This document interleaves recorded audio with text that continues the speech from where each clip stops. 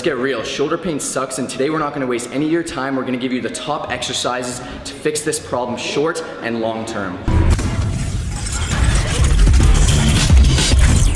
So to make a long story short, guys, after many years of lifting and a lot of neglecting of rotator cuff work, this is something that happens because the supraspinatus tendon as well as the subacromial bursa are just essentially being rubbed together and nothing is working properly. So a lot of times this can cause inflammation, tears, and strains, and oftentimes you feel it deep within the shoulder. It runs down the biceps, and that's why you're experiencing the pain, but here's how to fix it. So before we show you the things that you're gonna wanna do to avoid all this pain, we're gonna actually check to see how you know if you do have shoulder impingement. The first one is called painful arc, as you can see on the screen here, and then the next test here is going to be called the Hawkins-Kennedy test. You're going to bring your arms bent to 90 degrees of shoulder flexion in front of you, as you guys can see on the screen.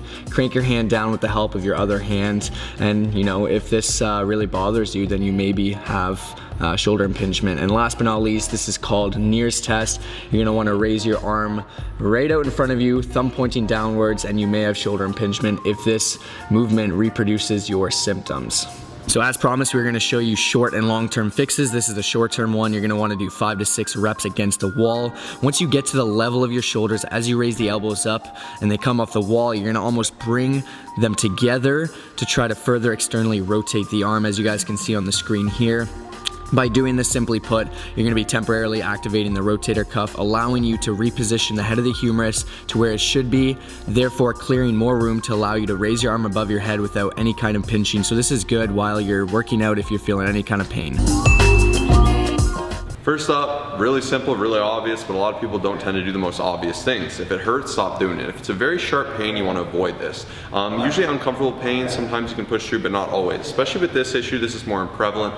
You got a ball and socket joint here. This is something that is really sensitive, and you don't want to worsen the issue. So if you're sleeping on your shoulder, on the bad shoulder, just stop doing that. It's as simple as it sounds. Doing these constant little things, you know, they're going to compound and become worse. So if you're bench pressing and it hurts when you're bench pressing heavy, it's better just to cut it off, spend some time doing the rehab, do the exercises we're about to show you, and then kind of build it back up, get to where you are comfortable to do these exercises. Tip number 2, we've got to simply reduce inflammation.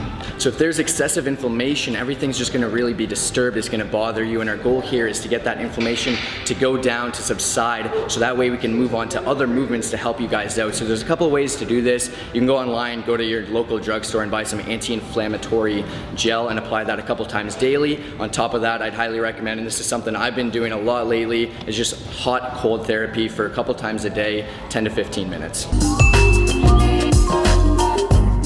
Next up, our goal here is to release the tight muscles. If your posture is not ideal, then your shoulder is going to be in a suboptimal position, which is going to actually lead to higher risk of shoulder impingement. So we're going to take a massage ball, foam roller, lacrosse ball, softball, whatever you have access to, apply firm pressure in a small circular motion. Aim to do this for 1 minute or pretty much as long as you require. And we have a bunch of different groups that you're going to be trying to aim to really release and work on the screen right here.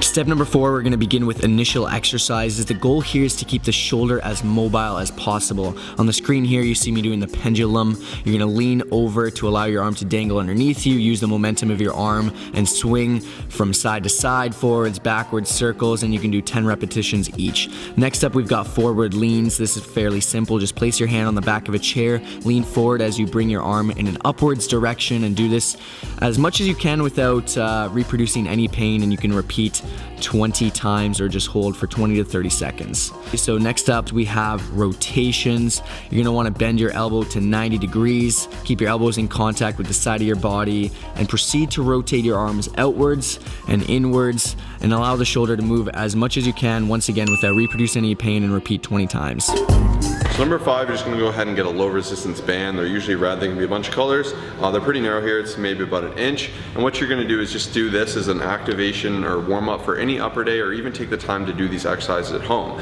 So first off, I'm doing external rotations with the band. As you can see, I'm nice and postured, I'm squeezing my abs, I have that elbow nice and tight, and I'm opening up my rotator cuff as much as I can, as far as I'm comfortable to. If you have severe pain, you definitely want to tease it out and do it at your level. Furthermore, you want to do it with control throughout the movement. You don't want to be jerking and just throwing your arm around. around. This was foolish and this is how you're gonna cause more damage. So do it with control, make sure you have everything tight and you're really just working on opening it up and improving as you go on. Now you can do this also internally. As you can see, I'm doing internal rotation here, working at the opposite effect. Furthermore to that, some other great movements as you can see, which I'll demonstrate now on screen. Our shoulder dislocation, so you're gonna start with it in front of you, you're gonna come up overhead, try to spread it, come all the way back to your back. Once again, come up and spread. This is a little more advanced, and if you have serious shoulder injuries, I would avoid this. So definitely make sure you're being okay, and definitely make sure your doctor says you're okay to do these movements before you jump into them.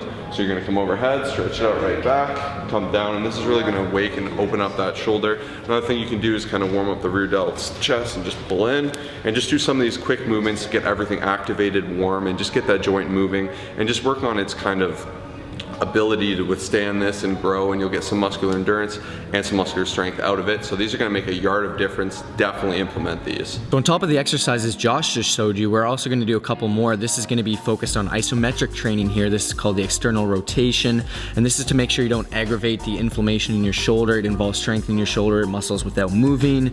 Keep your elbows tucked into the side of your body, pull the resistance band away from your body, and you're gonna hold this position for 30 seconds, do it 3 times. Next up, we're focusing on anti-impingement training. Guys, if the shoulder bone is not centered in the shoulder joint, it can often move in an upwards position, and this can lead to the impingement of the structures in the subacromial space. So that's why we want to really focus on humeral head depression here.